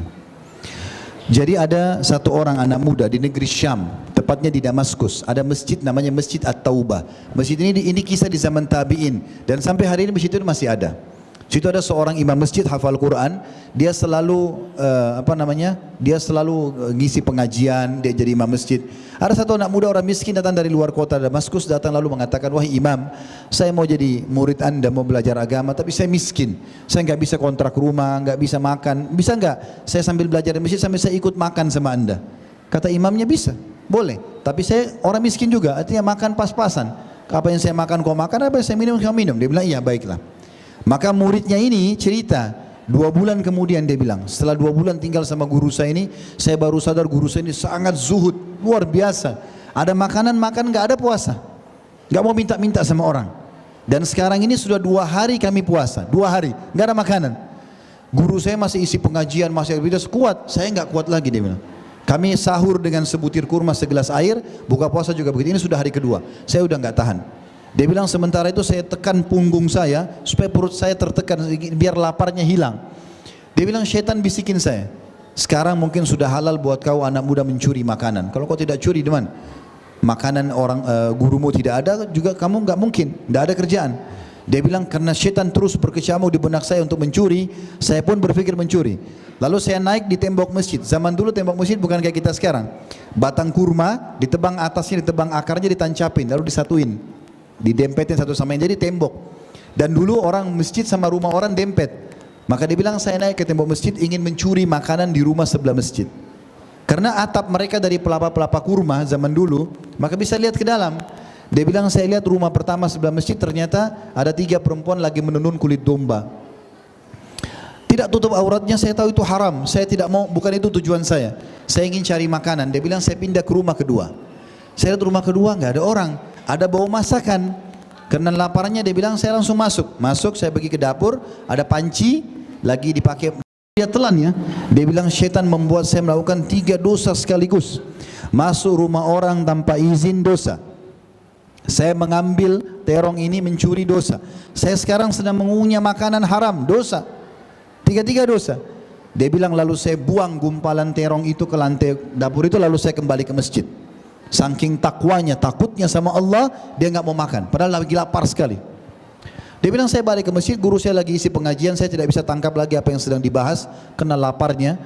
Setelah itu, setelah selesai pengajian, tiba-tiba ada seorang, bubar semua, tinggal guru saya sama saya di masjid. Ada satu perempuan masuk di pintu masjid pakai cadar, gitu kan. Kemudian dia dekati guru saya lalu bicara. Saya tidak tahu apa yang sedang dibicarakan pada saat itu. Tiba-tiba saja guru saya angkat kepalanya lalu menghadap ke saya lalu panggil, mengatakan sini muridku. Lalu saya mendekat. Kata guru saya, ditanya, muridnya ditanya ini, apa kau sudah menikah? Dia bilang belum. Ditanya, apa kau ingin menikah? Kata orang yang cerita ini, saya terdiam. Ditanya 2 kali saya terdiam, 3 kali saya terdiam. Lalu saya bilang yang keempat kali, tanya, guru yang ulang terus, apa kau ingin menikah? Sampai 4 kali. Dia bilang yang keempat kali, lalu dia bilang, sebenarnya saya bukan tidak mau menikah syekh ya, atau guru saya imam, tapi saya orang miskin sebagaimana anda tahu. Setelah Allah SWT hidup saya bergantung pada anda makan apa saya juga makan itu, gitu kan. Maka sekarang bagaimana saya mau hidupi istri saya? Kata syekhnya, ini perempuan sebelah saya yang bercadar, baru saja suaminya meninggal, nggak ada anak dan ditinggalkan harta yang banyak. Sudah selesai masa iddahnya, dia ingin saya carikan jodoh buat dia. Apa kau harus dia jadi suaminya? Dia bilang iya. Kemudian perempuan ditanya, kau mau nikah sama murid saya? Iya. Syekhnya keluarin 1 kendi, jadikan mahar, suruh panggil walinya perempuan datang, bahkan 2 saksi menikah. Ini hitungannya menit saja ya. Selesai menikah, kata syekhnya, mulai sekarang kau tinggal sama istrimu. Nanti kalau mau pengajian, mau bantu bersihin masjid, datang aja. Dia bilang saya jalan sama istri saya seperti orang yang mimpi ini. Tiba-tiba sudah beristri gitu kan. Dia bilang saya jalan, yang uniknya keluar dari masjid mau ke rumah istrinya, rumah pertama yang dia masuk mau mencuri tadi nggak jadi, lewatin. Rumah kedua yang dia masuk tadi ambil terong, istrinya buka pintu. Lalu istrinya bilang, masuklah suamiku, ini rumah kita. Dia sambil bertanya-tanya, dia duduk di ruang tamu, benar nggak di rumah tadi yang saya masuk mencuri nih? Istrinya bilang, saya dengar tadi anda bilang katanya lapar, anda belum makan. Dia bilang iya. Mau makan? Mau. Istrinya masuk ke dapur, ditemukan apa? Panci yang terbuka, terong yang sudah dimakan. Itu kisah nyata ya. Maka tiba-tiba istrinya bilang, siapa yang makan terong saya? Spontan. Suaminya bilang, kesinilah istriku. Demi Allah begini ceritanya. Saya lapar, saya naik ke tembok, saya masuk, dan demi Allah saya lempar makanan terong yang saya gigit masih ada di lantai dapurmu itu, belum kering. Saya takut sama Allah. Maka perempuan ini teman-teman, ini sebagai penutupan bahasan kita. Maka perempuan ini mengucapkan kalimat, kata para ulama perlu diukir dengan ukiran emas. Kata dia apa? wahai suamiku, engkau meninggalkan segumpal makanan haram karena Allah, takut sama Allah, Allah jadikan makanan itu, terongnya, pancinya, rumah yang dipakai masak, dan pemilik rumahnya jadi milikmu sekarang. Orang yang bertakwa sama Allah dikasih, butuh sabar sedikit saja. Yang halal banyak, yang haram itu sedikit. Allah haramkan babi, Allah ganti dengan sapi, kambing, ayam, kelinci, ikan, banyak. Jangan masuk yang haram. Allah janjikan bagi orang bertakwa rezeki tidak tempat, tidak disangka-sangka. Allahu a'lam. Mudah-mudahan kita bisa ambil pelajaran dari situ. Mari kita berdoa kepada Allah Subhanahu wa taala, menghadirkan hadirat fikiran kita, semoga Allah kabulkan doa kita. Alhamdulillahirabbil alamin. Kami memuji-Mu ya Allah sebagaimana layak Kau dipuji sebagai pencipta, dan kami yakin Engkau sedang melihat kami kerana Engkau Maha melihat, mendengar kami kerana Engkau Maha mendengar, dan mengetahui semua niat dan gerak-gerik kami kerana Engkau Maha mengetahui. Kami memuji-Mu sampai Engkau ridho kepada kami dan sampai Engkau menerima puji-pujian kami ini, dan kami mengucapkan salam hormat kami kepada utusan-Mu Nabi besar Muhammad sallallahu alaihi wasallam sebagaimana Engkau telah mengajarkan dan memerintahkan kepada kami untuk mengucapkan salam kepadanya. Ya Allah, kami tidak berkumpul di majlis ini kecuali untuk mempelajari agama-Mu, maka terimalah ini dengan pahala yang sempurna. Kami memohon kepada-Mu agar Engkau menerima semua amalan-amalan kami yang telah kami lakukan dulu, baik kami ikhlas atau kurang ikhlas, baik itu amal sunnah ataupun amal wajib. Ya Allah, terimalah dengan pahala sempurna termasuk amal yang sedang kami kerjakan dan apa yang akan kami kerjakan sampai menjelang ajal datang nanti.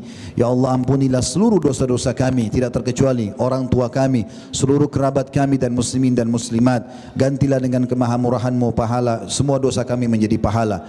Ya Allah, selamatkanlah seluruh umat Islam yang butuh keselamatan. Ya Allah, lindungilah orang-orang yang butuh perlindungan, lunasilah orang terlilit utang. Ya Allah, mudahkanlah pernikahan yang belum menikah, mudahkanlah keturunan bagi orang yang belum memiliki keturunan. Siapapun ya Allah yang sedang terhimpit, maka angkatlah permasalahan mereka.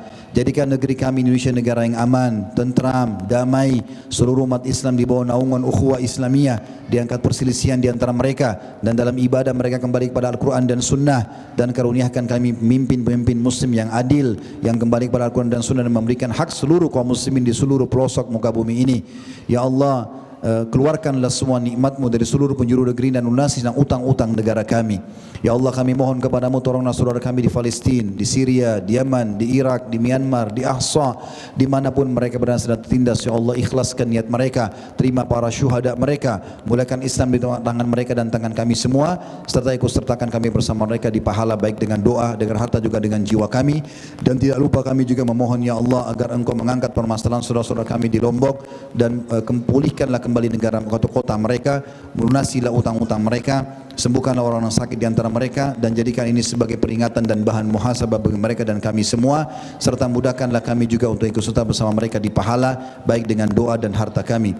Sallallahu alaihi Muhammadin walhamdulillahi rabbil alamin. Tentu kalau ada benar dari Allah teman-teman sekalian, kalau ada salah dari saya mohon dimaafkan. Subhanakallahumma bihamdika asyhadu an la ilaha illa anta astaghfiruka wa atubu ilaik.